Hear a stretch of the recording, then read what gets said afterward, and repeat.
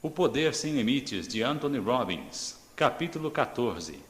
Diferenças de excelência. Metaprogramas. Na chave certa, alguém pode dizer qualquer coisa. Na chave errada, nada. A única parte delicada é a escolha da chave. George Bernard Shaw. Uma das melhores maneiras para tornar-se ciente da espantosa diversidade de reações humanas é falar com um grupo de pessoas. Você não pode deixar de notar como as pessoas reagem de modo diferente ante a mesma coisa. Você conta uma história de motivação e uma pessoa ficará pasmada, enquanto outra a achará maçante. Você conta uma piada e uma pessoa gargalha, enquanto outra não move um músculo. Você pensaria que cada pessoa estava escutando numa linguagem mental diferente. A questão é, por que as pessoas reagem tão diferentemente a mensagens idênticas? Por que uma pessoa vê o copo como meio vazio e outra vê como meio cheio? Por que uma pessoa ouve uma mensagem energizada, excitada e motivada, enquanto outras ouvem a mesma mensagem e não reagem de modo algum? A citação de Shaw é precisamente correta. Se você se dirigir a alguém na chave certa, poderá fazer qualquer coisa. Se dirigir na chave errada, não poderá fazer nada. A mais inspiradora mensagem, o mais profundo pensamento, a crítica mais inteligente são absolutamente sem sentido, a menos que sejam entendidas tanto intelectual como emocionalmente pela pessoa a quem foram endereçadas. São chaves importantes não só para o poder pessoal, mas para muitos dos enormes problemas que devemos confrontar coletivamente. Se quiser ser um mestre de persuasão, um mestre comunicador, tanto no trabalho como na vida pessoal, você tem de saber como encontrar a chave certa. O caminho é através de metaprogramas. Metaprogramas são as chaves para a maneira como uma pessoa processa informações. São poderosos padrões interiores que ajudam a determinar como ela forma suas representações interiores e dirige seu comportamento. Metaprogramas são os programas ou escolhas interiores que usamos para decidir a quem devemos prestar atenção. Nós distorcemos, cancelamos e generalizamos as informações porque a mente consciente só pode prestar atenção a um certo número delas, num dado tempo. Nosso cérebro processa as informações da mesma forma que um computador, capta uma quantidade fantástica de dados e os organiza numa configuração que faz sentido para aquela pessoa. Um computador não pode fazer nada sem software, que fornece a estrutura para realizar tarefas específicas. Metaprogramas operam da mesma maneira em nossos cérebros. Eles fornecem a estrutura que governa o que devemos prestar atenção, como damos sentido às nossas experiências e às direções em que elas nos levam. Eles fornecem a base com a qual decidimos se alguma coisa é interessante ou enfadonha, uma bênção ou uma ameaça em potencial. Para se comunicar com um computador, você tem de compreender seu software. Para se comunicar efetivamente com uma pessoa, você tem de compreender seus metaprogramas. As pessoas têm padrões de comportamento e têm padrões pelos quais organizam suas experiências para criar aqueles comportamentos. Somente através do conhecimento daqueles padrões mentais você pode esperar que sua mensagem seja dada, seja para tentar fazer alguém comprar um carro ou para compreender que você realmente a ama. Ainda que as situações possam variar, há uma estrutura consistente de como as pessoas compreendem as coisas e organizam seus pensamentos. O primeiro metaprograma inclui mover-se em direção a alguma coisa ou afastar-se. Todo comportamento humano gira em torno da ânsia de obter prazer ou evitar a dor. Você se afasta de um fósforo aceso a fim de evitar a dor de queimar sua mão. Você se senta e olha um lindo pôr do sol porque sente prazer no glorioso show celestial do dia transformar-se em noite. O mesmo é verdadeiro para ações mais ambíguas. Uma pessoa pode andar quase 2 quilômetros para ir trabalhar porque gosta do exercício. Outra pode andar por ter uma terrível fobia de estar num carro. Uma pessoa pode ler Faulkner, Hemingway ou Fitzgerald porque aprecia sua prosa e discernimento. Ela se move em direção a alguma coisa que lhe dá prazer. Outra pode ler os mesmos escritores porque não quer que as pessoas o julguem estúpida e sem cultura.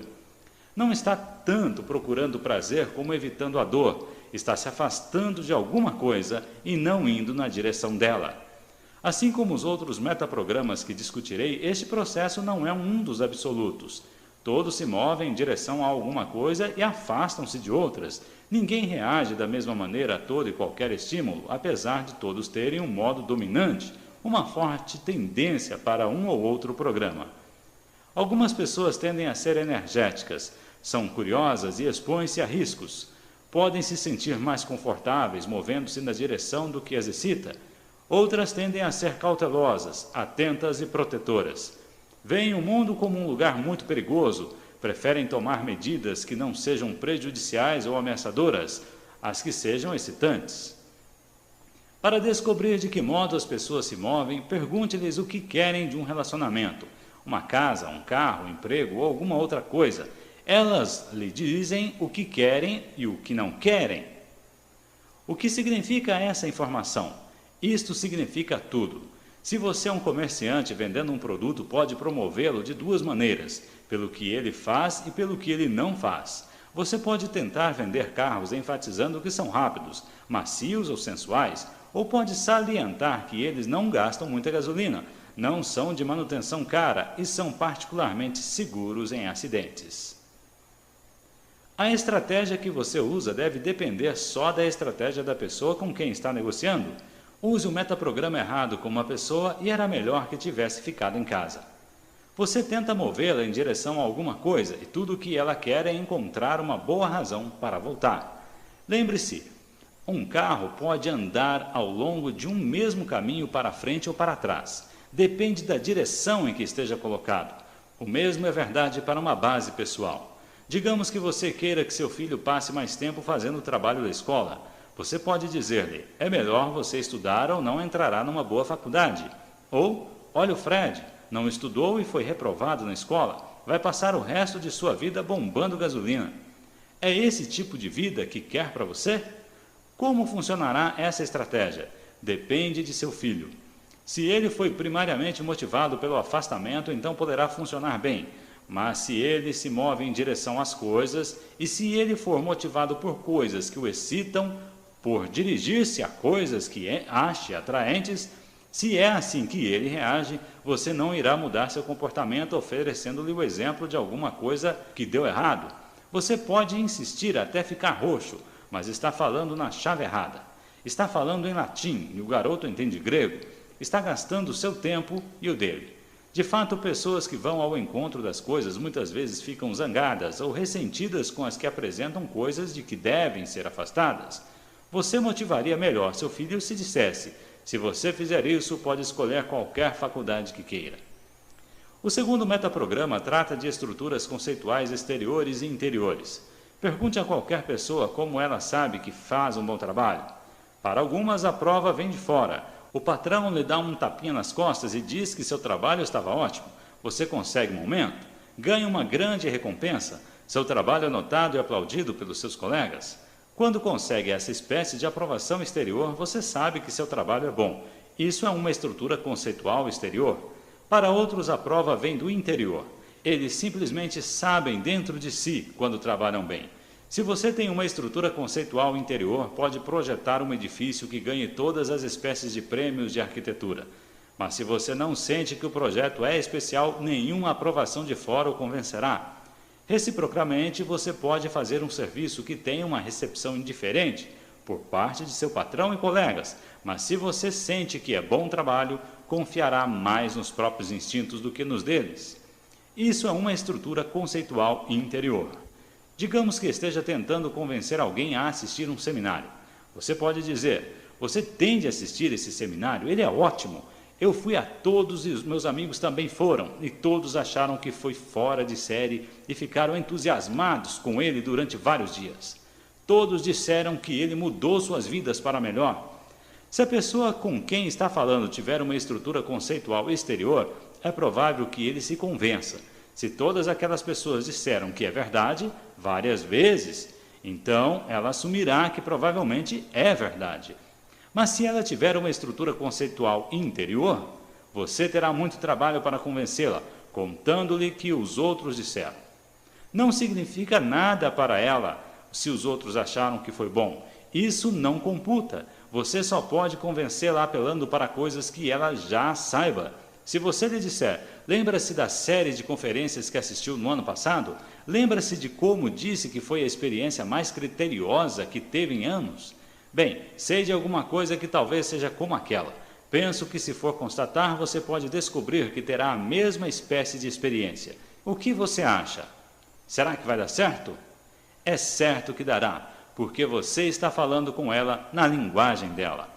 É importante notar que todos esses metaprogramas são contextos e relacionados, atenção, se você fez alguma coisa durante 10 ou 15 anos, provavelmente tem uma forte estrutura conceitual interior. Se for novato, pode não ter uma estrutura conceitual interior tão forte sobre o que é certo ou errado nesse contexto. Portanto, você tende a desenvolver preferências e padrões com o tempo. Mesmo que seja destro, você usa sua mão esquerda em várias situações, onde for de utilidade fazê-lo. O mesmo acontece com os metaprogramas. Você não é só de um jeito, você pode variar, você pode mudar. Que espécie de estrutura conceitual a maioria dos líderes tem? Interior ou exterior? Um líder verdadeiramente efetivo tem de ter uma forte estrutura interior. Não seria um líder se passasse todo o seu tempo perguntando às pessoas o que elas pensam de alguma coisa, antes de tomar qualquer medida. E há uma média ideal a ser atingida como os metaprogramas. Lembre-se, poucas pessoas operam estritamente num extremo. Um líder que seja mesmo eficaz tem de ser capaz de aceitar com eficiência informações também de fora. Quando não o faz, a liderança torna-se megalomania. Após um de meus recentes seminários abertos a convidados, um homem veio a mim com 3 amigos e me disse asperamente: "Não estou convencido. Eles estavam fazendo tudo o que podiam para me provocar. Logo tornou-se óbvio que ele agia por uma estrutura conceitual interior. Pessoas exteriormente orientadas pouquíssimas vezes se aproximam e dizem a você o que deve fazer e como deve fazer alguma coisa. E pela conversa daquele homem com os amigos, também se tornou claro que se afastava das coisas. Assim eu lhe disse: não posso convencê-lo a fazer qualquer coisa. Você é a única pessoa que pode convencer você mesmo. Ele não soube como lidar com essa reação. Esperava que eu jogasse minhas teorias e ele as rejeitaria. Agora tinha de concordar com o que eu dissera, porque dentro dele sabia que era verdade. Então eu disse: você é a única pessoa que sabe quem sairá perdendo se não for assistir ao curso. Normalmente tal observação me parecia terrível, mas eu estava falando na linguagem dele e funcionou. Repare, eu não disse que ele perderia se não assistisse. Se eu tivesse dito isso, ele nunca faria o curso. Em vez disso, eu disse: você é o único que sabe, estrutura conceitual interior, quem perderia, afastamento, se não fosse. Então ele disse: sim, isso é verdade, e foi para o fundo da sala e inscreveu-se. Antes de aprender sobre metaprogramas, eu teria tentado persuadi-lo, fazendo-o conversar com outras pessoas, estrutura conceitual exterior, que tivessem feito o curso e teria contado sobre todos os benefícios que obteria. Dirigir-se para. Mas essa teria sido a maneira que interessava a mim e não a ele. O terceiro grupo de metaprogramas envolve introvertidos e extrovertidos. Algumas pessoas olham para as interações humanas, primeiramente em termos do que há nelas, que interessa pessoalmente, e algumas em termos de o que podem fazer por si e pelos outros. É claro que as pessoas nem sempre caem num extremo ou no outro. Se você só se escolhe, torna-se um egoísta. Se você só escolhe para os outros, torna-se um mártir. Se for obrigado a contratar pessoas, não gostaria de saber onde pretende ficar nessa escala? Há pouco tempo, uma empresa aérea importante descobriu que 95% das queixas envolvia 5% de seus empregados. Esses 5% preocupavam-se muito consigo mesmos, estavam mais interessados em cuidarem de si e não dos outros. Eram empregados ineficientes? Sim, e não também. Estavam, é evidente, em empregos errados e, obviamente, faziam um trabalho fraco, embora pudessem ser espertos, trabalhadores esforçados e adequados. Eles deviam ser pessoas certas, colocadas em lugares errados. O que fez a companhia aérea? Substituiu por pessoas extrovertidas. A companhia escolheu através de entrevistas de grupos na qual perguntavam aos candidatos por que desejavam trabalhar nessa companhia. Muitos dos indivíduos pensaram que seriam julgados pelas respostas que deram em frente do grupo, quando de fato estavam sendo julgados pelos seus comportamentos como membros da audiência. Isto é, receberam as melhores notas os indivíduos que prestaram mais atenção, que estabeleciam contato com olhares, sorrisos ou apoio a pessoas que estavam fazendo a palestra na frente da sala, enquanto aqueles que prestavam pouca ou nenhuma atenção e estavam em seu próprio mundo enquanto outros estavam falando, foram considerados como sendo primariamente introvertidos e não foram contratados. A média das queixas da companhia caiu 80% como resultado dessa mudança. Por isso é que metaprogramas são tão importantes no mundo dos negócios. Como pode você avaliar uma pessoa se não sabe o que a motiva? Como pode preencher a vaga que tem disponível com a pessoa certa em termos de técnicas requeridas, capacidade de aprender e constituição interior? Muitas pessoas bastante ativas acabam com suas carreiras totalmente frustradas porque estão desempenhando funções em que não fazem o melhor uso de suas capacidades. Uma deficiência num contexto pode ser um valioso recurso em outro.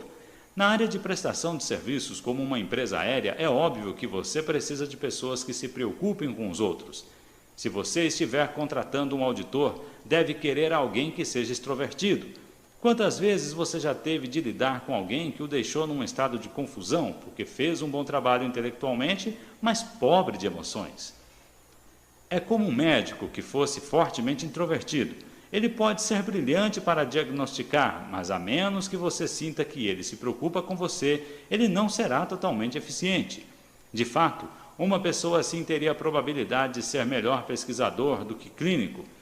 Pôr a pessoa certa no trabalho certo continua sendo um dos maiores problemas nas empresas norte-americanas. Mas é um problema que poderia ser resolvido se as pessoas soubessem como avaliar os meios que os candidatos ao emprego usam para processar informações. Nesse ponto, vale a pena notar que nem todos os metaprogramas foram criados igualmente. Ficam as pessoas em melhor situação movendo-se em direção às coisas do que aquelas que se afastam delas? Talvez. Seria o mundo um lugar melhor se as pessoas se preocupassem mais com os outros e menos consigo mesmas? Provavelmente, mas temos de lidar com a vida como ela é e não da maneira que gostaríamos que fosse. Você pode querer que seu filho mova-se em direção às coisas, mais do que se afaste delas. Se quiser comunicar-se efetivamente com ele, tem de fazer isso de forma que funcione, e não da maneira que você acha que o mundo deve andar. A chave é observar a pessoa o mais cuidadosamente possível, ouvir o que ela diz, que tipo de metáforas ela usa, o que sua fisiologia revela quando ela está atenta ou desinteressada. As pessoas revelam seus metaprogramas numa base consistente e progressiva. Não é preciso um estudo muito atento para perceber quais são as tendências das pessoas ou como estão se classificando no momento. Para determinar se as pessoas se preocupam consigo ou com os outros, veja se prestam atenção às outras pessoas. Elas inclinam-se em direção às pessoas e têm expressões faciais que refletem interesse pelo que os outros estão dizendo? Ou recostam-se e permanecem desinteressadas e não dizem nada? Todos se preocupam consigo mesmos vez por outra. E isso é importante algumas vezes. A chave é o que você faz consistentemente e se seu procedimento de escolha lhe possibilitou alcançar os resultados que queria. O quarto programa de classificação diz respeito a associadores e desassociadores. Quero tentar uma experiência com você. Olhe para essas figuras e diga-me como elas se relacionam entre si. 2 geladeiras e uma pia. Se eu lhe pedisse para descrever a relação entre as figuras, você poderia responder de várias maneiras. Talvez dissesse que todas são retangulares, ou que todas têm 4 lados, ou talvez que há 2 verticais e uma horizontal, ou 2 de pé e uma deitada, ou que nenhuma figura tem exatamente a mesma relação com as outras 2, ou que uma delas é diferente e as outras 2 são iguais. Tenho certeza de que você teria mais descrições. O que está acontecendo? Todas foram descrições da mesma cena, mas foram feitas abordagens completamente diferentes. Assim é com os associadores e desassociadores. Esse metaprograma determina como você escolhe informações para aprender e compreender os outros. Algumas pessoas reagem ao mundo encontrando semelhanças. Elas olham o que têm em comum. Elas são associadoras. Poderá olhar as figuras e dizer, todas são retângulos. Há outro tipo de associadores que encontram exceções dentro da igualdade. São os que diriam, todas são retângulos, mas um deles está deitado e os outros dois estão de pé. Outras pessoas são desassociadoras, pessoas que diferenciam. Há duas espécies delas. Um tipo olha para o mundo e vê como as coisas são diferentes. Ele pode olhar as figuras e dizer que elas são todas diferentes e têm diferentes relações entre si. Não são iguais de forma alguma. O outro tipo de desassociador vê diferenças com exceções. Ele é como o oposto daquele que vê igualdades com exceções. Vê primeiro as diferenças e então acrescentará as coisas que têm em comum. Para determinar se uma pessoa é um associador ou um desassociador, pergunte-lhe sobre a relação entre qualquer conjunto de objetos ou situações e repare se ele focaliza primeiro as semelhanças ou as diferenças. Pode imaginar o que acontece quando um associador de semelhanças encontra-se com um desassociador de diferenças? Quando um diz que todos são iguais, o outro diz, não são todos diferentes. O raciocínio da pessoa que acha sempre semelhanças dirá que são duas geladeiras, que são dois retângulos e que estão na posição vertical. O das pessoas que acham que tudo é diferente diria que são duas geladeiras e uma pia e que uma não tem nada a ver com a outra. Portanto, quem está certo? É claro que ambos estão. Tudo depende da percepção da pessoa. No entanto, os desassociadores muitas vezes têm dificuldade em criar harmonia com as pessoas, por estarem sempre criando diferenças. Eles podem desenvolver harmonia com mais facilidade com outros desassociadores. Por que é importante compreender essas distinções? Vou dar um exemplo no meu trabalho. Tenho 5 sócios e todos, menos um, são associadores. Na maioria das vezes isso é extraordinário. Somos parecidos, portanto gostamos uns dos outros. Pensamos da mesma maneira e vemos as mesmas coisas e em nossas reuniões podemos alcançar uma maravilhosa sinergia. Todos falamos e apresentamos ideias e todos parecemos ficar cada vez melhor, porque estamos nos igualando uns aos outros, vendo o que os outros estão vendo, construindo com seus critérios, nos tornando mais e mais entusiasmados. Isso até o nosso desassociador falar. Sem falhar, ele vê as coisas de forma diferente de nós. Enquanto vemos como as coisas se juntam, ele vê a maneira como elas não se juntam. Enquanto ficamos entusiasmados e queremos ir em frente, ele pula e nos diz que não vai dar certo. Senta-se então como um baque em um tronco e não presta atenção ao que vemos e, em vez disso, vê toda espécie de problemas com os quais não queremos nos preocupar. Nós queremos divagar em nossa nuvem mental. Ele quer os pés no chão e diz, assim? É sobre isso? E sobre aquilo? Ele é uma pessoa difícil? Pode apostar que sim. É um sócio valioso? Com certeza. O que precisamos fazer é usá-lo no processo de planejamento na hora certa. Não queremos criando casos com detalhes e arruinando nossa inspiração.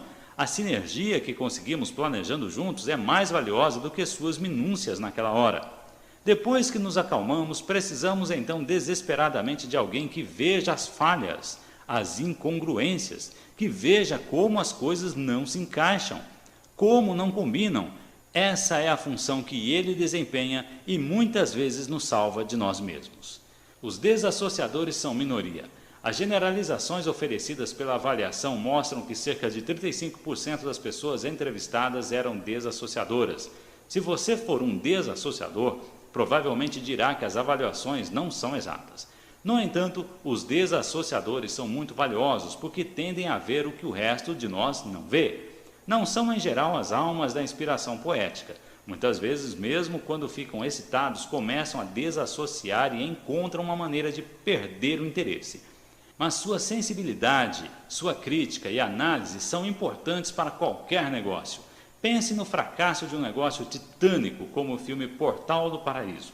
Se você pudesse olhar atrás das cenas, poderia ter encontrado um grupo de associadores criativos com estruturas conceituais interiores, todos movendo-se em direção à meta e não olhando para nada do qual precisassem se afastar.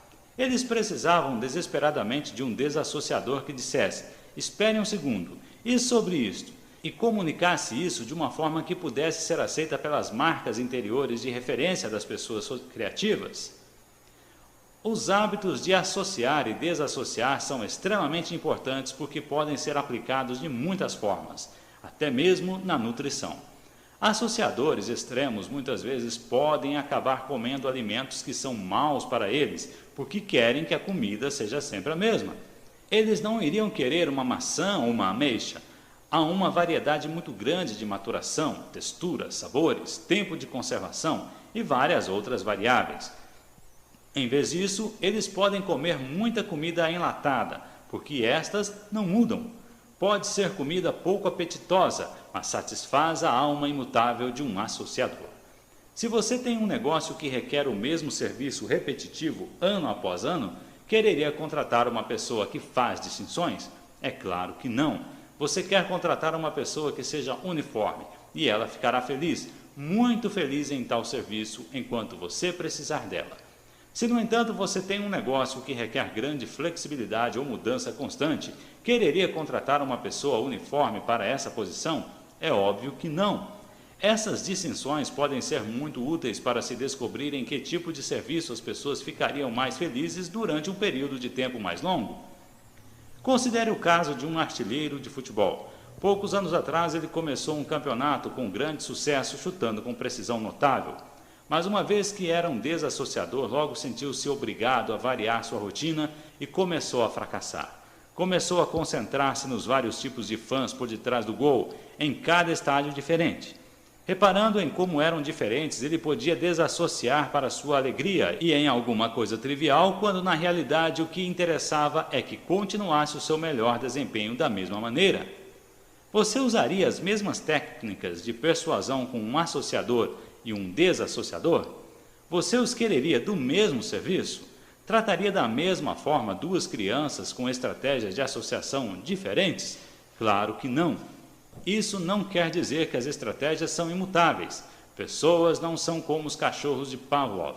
Elas podem modificar suas estratégias até um certo ponto, mas somente se alguém conversar com elas em suas próprias linguagens sobre como fazer isso. É preciso um tremendo esforço e paciência para transformar uma pessoa que foi desassociadora em uma associadora, mas você pode ajudá-la a fazer grande parte de sua abordagem e a ser um pouco menos rude e doutrinária no processo. Esse é um dos segredos para viver com pessoas que são diferentes de você.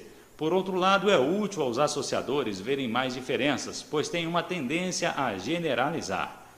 Pode ser útil para os associadores notar todas as diferenças entre esta semana e a semana passada, ou entre as cidades que visitam. Em vez de dizerem que Los Angeles é muito parecida com Nova York, focalize você também um pouco as diferenças, são parte do tempero da vida. Podem um associador e um desassociador viverem felizes juntos? Podem, desde que se compreendam.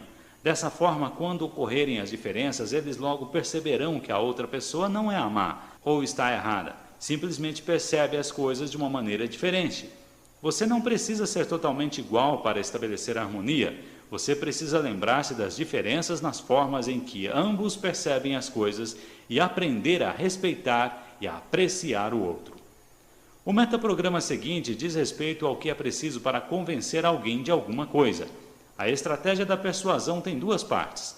Para calcular o que é realmente convencer alguém, você deve, em primeiro lugar, descobrir quais partes da estrutura sensorial dele precisam ser convencidas, e então deve descobrir com que frequência ele tem de receber esses estímulos antes de convencer-se.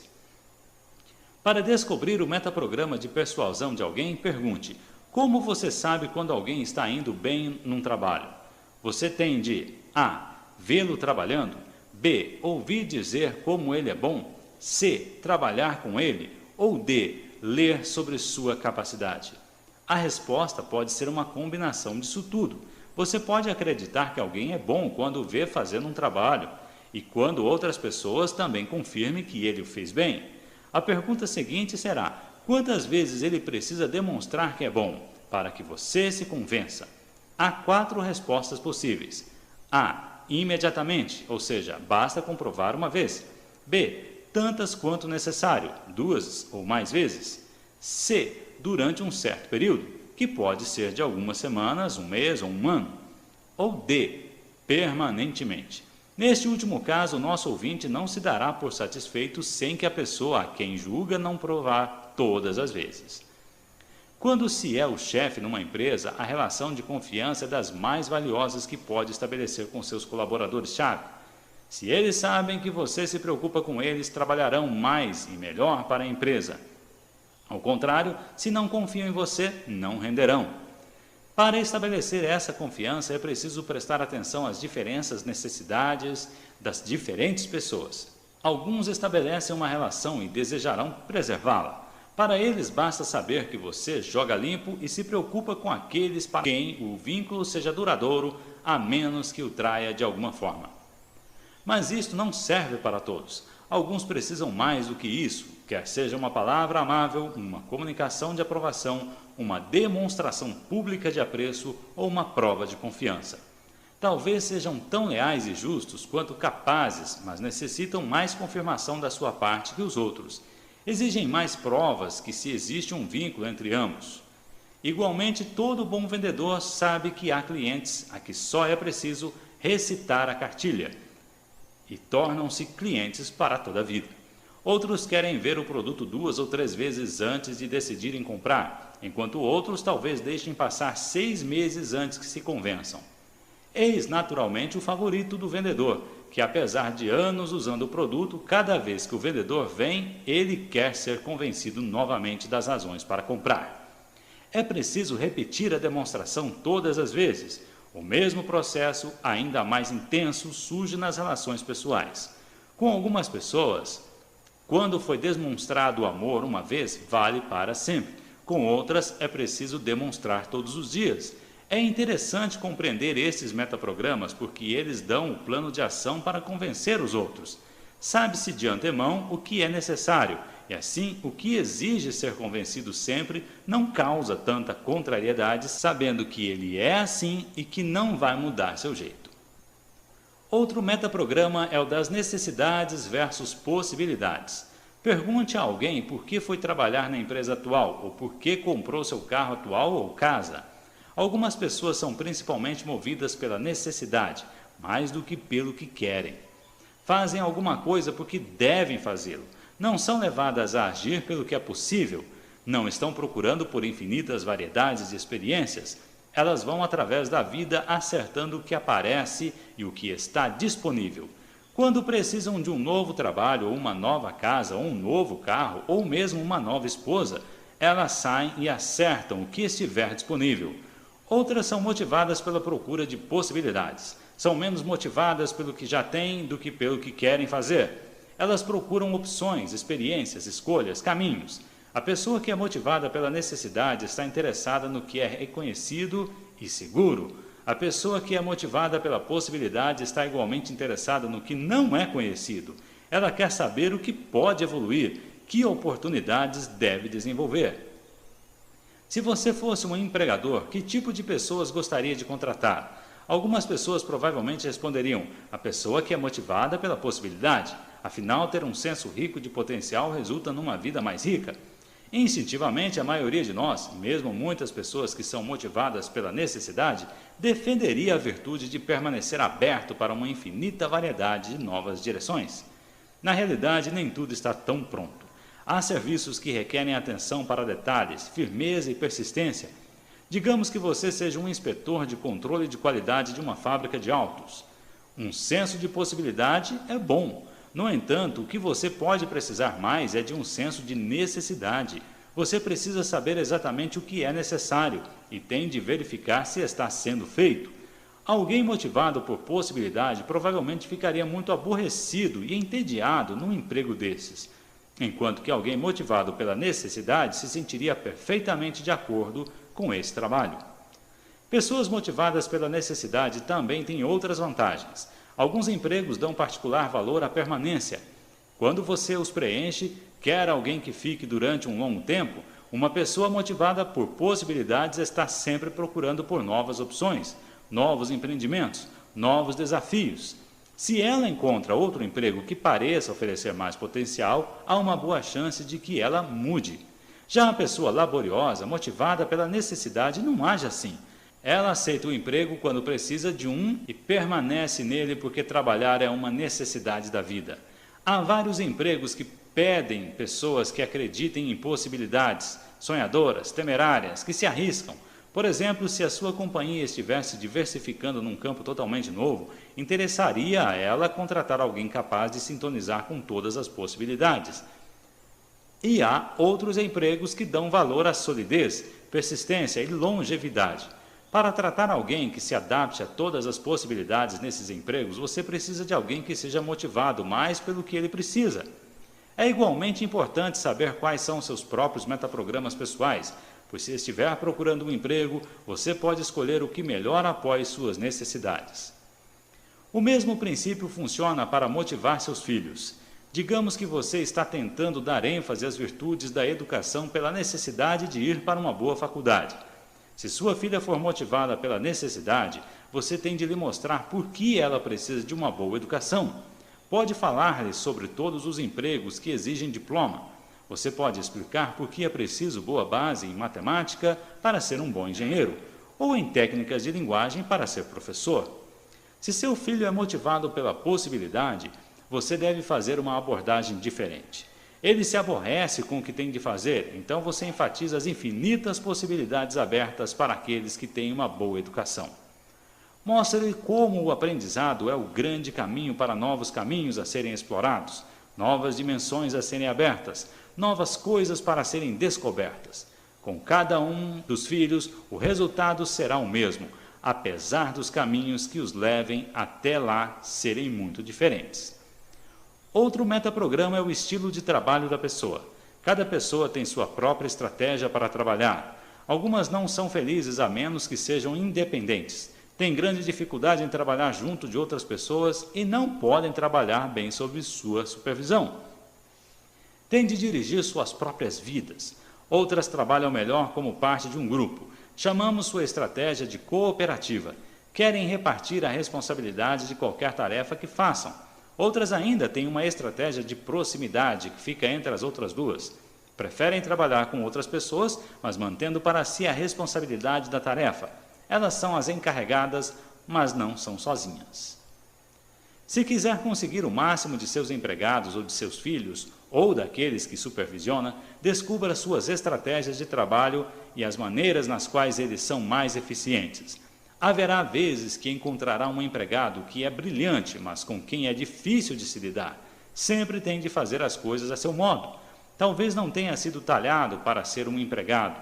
Pode ser do tipo de pessoa que tem de dirigir seu próprio negócio e mais cedo ou mais tarde provavelmente o fará, se você não lhe propiciar um meio de ele se expressar. Se você tem um empregado valioso como esse, deve tentar um meio de aumentar ao máximo seus talentos, dando-lhe a maior autonomia possível. Se você torná-lo parte de uma equipe, deixará todos loucos. Mas se lhe der independência, ele pode tornar-se inestimável. É sobre isso que os novos conceitos de empresariado tratam. Você ouviu pelo princípio de Peter, que todas as pessoas são promovidas até o nível da sua incompetência. Uma das razões para que isso aconteça é que os empregadores são sempre insensíveis às estratégias de trabalho de seus empregados. Há pessoas que trabalham melhor num ambiente de cooperação. Elas têm sucesso com grande quantidade de feedback e interação humana. Você as recompensaria pelo bom trabalho colocando-as à testa de algum novo empreendimento autônomo? Não se quiser fazer uso de seus melhores talentos. Isso não significa que você deva manter a pessoa no mesmo nível. Significa, porém, que você deve dar promoções e novas experiências de maneira que elas possam utilizar seus melhores talentos e não os piores. Do mesmo modo, muitas pessoas com estratégias de proximidade querem ser parte de uma equipe, mas precisam fazer seu próprio serviço sozinhas. Em qualquer estrutura há utilidade para todas as três estratégias. A chave é ter a sutileza de saber como as pessoas trabalham melhor e então encontrar uma tarefa na qual permitam realizar-se. Aqui está um exercício para fazer hoje. Ao terminar este capítulo, tente detectar os metaprogramas dos outros. Pergunte a eles: o que você busca em uma relação? Uma casa, um carro, uma carreira? Como sabe quando atingiu o seu sucesso? Qual a relação entre o que você faz este mês e o que fez no mês passado? Quantas vezes precisa que alguém demonstre uma coisa para se convencer de que é certa? Conte uma experiência agradável em seu trabalho e o que significou para você. A pessoa prestou atenção enquanto você fazia essas perguntas? Estava ela interessada em suas perguntas ou estava ocupada com qualquer outra coisa? As perguntas propostas são apenas uma pequena mostra das que você poderia formular para detectar com sucesso os metaprogramas que discutimos. Se não conseguir a informação que precisa, reestruture a pergunta até conseguir. Pense em qualquer problema de comunicação que tenha e provavelmente descobrirá que compreender os metaprogramas das pessoas o ajudará a ajustar as comunicações e assim esse problema desaparecerá. Pense em uma frustração de sua vida, alguém que você ame, mas que não se sinta amado, alguém para quem trabalhe e que consegue irritá-lo ou alguém que tentou ajudar e que não correspondeu. O que você precisa fazer é identificar o metaprograma que está operando, identificar o que você fez assim como o que a outra pessoa está fazendo. Por exemplo, vamos supor que você precisa só de uma confirmação de que tem um relacionamento amoroso e que sua companheira precise disso com insistência. Ou você faz uma exposição que mostra aspectos semelhantes de determinadas coisas e seu supervisor só quer ouvir sobre os pontos que são diferentes, ou você tenta prevenir alguém sobre alguma coisa que precisa evitar e ele só está interessado em ouvir sobre alguma coisa que ele quer seguir. Quando você fala na chave errada, a mensagem que sai é errada. É tanto um problema para pais lidando com filhos como para executivos lidando com empregados. No passado, muitos de nós não desenvolvemos a perspicácia de reconhecer e calibrar as estratégias básicas que outros usam. Quando você fala em transmitir sua mensagem para alguém, não há necessidade de mudar o significado. Você tem de desenvolver a flexibilidade de ser capaz de alterar sua forma para se ajustar ao metaprograma da pessoa com quem está tentando se comunicar. Muitas vezes você pode comunicar-se mais efetivamente quando usa diversos metaprogramas juntos. Meus sócios e eu, certa vez, tivemos um desacordo de negócios com um homem que tinha feito determinado trabalho para nós. Nos reunimos e eu comecei a reunião tentando estabelecer um ambiente positivo, dizendo que queria criar um objetivo que satisfizesse a ambos. Imediatamente ele disse: "Não estou interessado em nada disso. Eu tenho esse dinheiro e não vou largá-lo. Eu só não quero mais seu advogado me chamando e me aborrecendo." Começou então a se afastar. Aí eu disse: "Nós queremos fazer esse trabalho porque estamos todos empenhados em ajudar os outros e nós mesmos a experimentar uma qualidade de vida melhor. E trabalhando juntos, poderemos fazer isso." Então ele disse: "Nós não estamos todos empenhados em ajudar os outros. Eu não me importo nem um pouco com você. Tudo que me preocupa é sair daqui feliz com meu dinheiro." Conforme a reunião continuou com pouco progresso, tornou-se claro que ele se afastava do problema, que era introvertido, que era desassociador, e ele tinha um marco interior de referência e que não acreditava nas coisas a menos que as visse, ouvisse e as tivesse seguidamente reforçadas. Esses metaprogramas não acrescentaram para um plano de comunicação perfeita, especialmente porque sou o oposto de quase todas essas coisas. Conversamos durante quase 2 horas sem progresso e eu já estava pronto para desistir. E então acendeu-se uma luz na minha cabeça e eu mudei de tática. Falei: "Sabe essa ideia que você tem em sua cabeça e eu a tenho bem aqui?" Então mostrei-lhe minha mão fechada. Assim tomei seu marco interior de referência, que eu não podia manipular com palavras, e exteriorizei-a para poder controlá-la.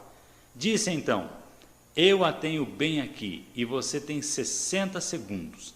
Decida-se ou estará prestes a perder, e perder muito.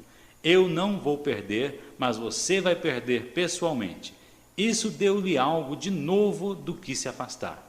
Continuei daí dizendo: Você mesmo vai perder, porque não acredita que haja uma solução que possa ser desenvolvida." Nessa hora, ele era um desassociador. Logo começou a pensar o oposto, que havia uma solução. Continuei então: "É melhor você se analisar bem e ver, marco interior de referência, se está realmente querendo pagar o preço que terá de pagar, dia após dia, como resultado de suas decisões de hoje. Porque vou continuar a contar para as pessoas, sua estratégia de persuasão, como você se comportou aqui e o que você fez. Você tem 1 minuto para decidir. Pode decidir agora que quer prosseguir esse trabalho ou, caso contrário, perderá tudo. Você pessoalmente, para sempre. Confira. Veja se sou congruente. Levou 20 segundos para que ele pulasse e dissesse: olha, gente, eu sempre quis trabalhar com vocês. Sei que podemos resolver as coisas. Ele não fez isso de má vontade. Levantou-se muito entusiasmado, como se fôssemos verdadeiros amigos, e disse: eu só queria saber se podíamos conversar. Por que tão positivo depois de 2 horas? Porque usei seus metaprogramas e não meu modelo de mundo para motivá-lo. O que eu disse teria sido um insulto para mim. Costumava ficar frustrado com as pessoas quando elas agiam de formas opostas às minhas, até que aprendi que as diferentes pessoas têm diferentes metaprogramas e padrões. Os princípios de classificação de metaprogramas com que lidamos até agora são importantes e poderosos. No entanto, o importante a lembrar é que o número de metaprogramas dos quais você fica ciente é limitado só pela sua sensibilidade, atenção e imaginação. Uma das chaves do sucesso em qualquer coisa é a capacidade de fazer novas distinções. Os metaprogramas lhe dão as ferramentas para fazer distinções importantes ao decidir como lidar com as pessoas. Você não está limitando os metaprogramas discutidos aqui. Torne-se um estudante de possibilidades.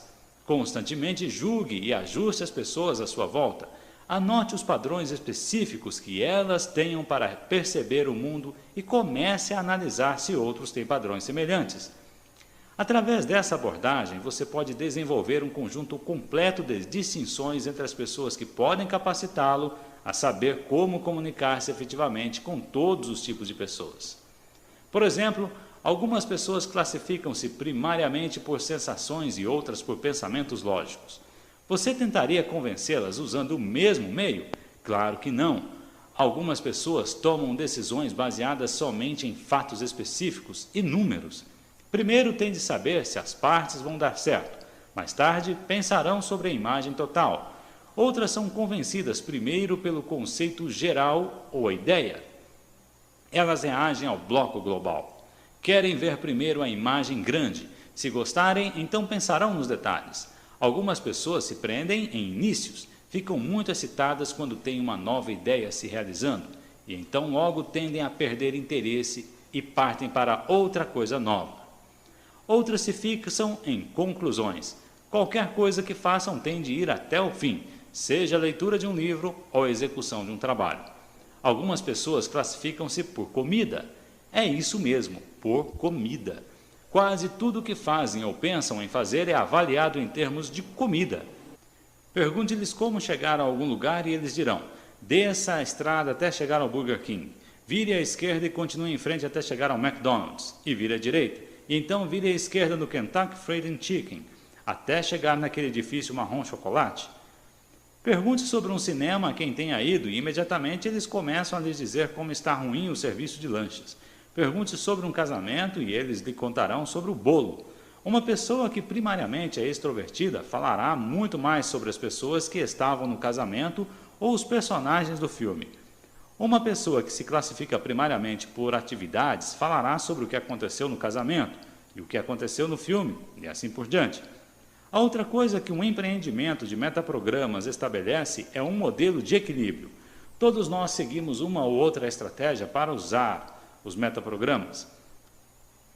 Por alguns metaprogramas nós poderemos pender ligeiramente, mas para um lado do que para o outro. Por outros poderemos balançar fortemente para uma estratégia em vez de outra.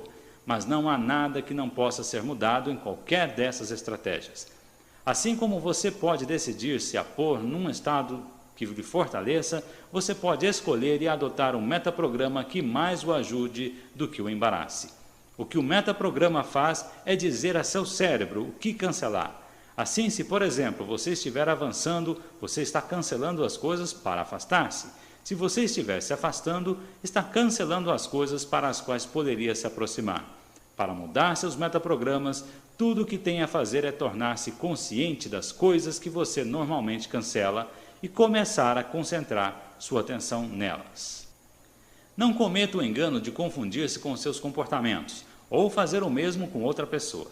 Você diz: eu conheço o Joey, ele faz isso, isso e isso também.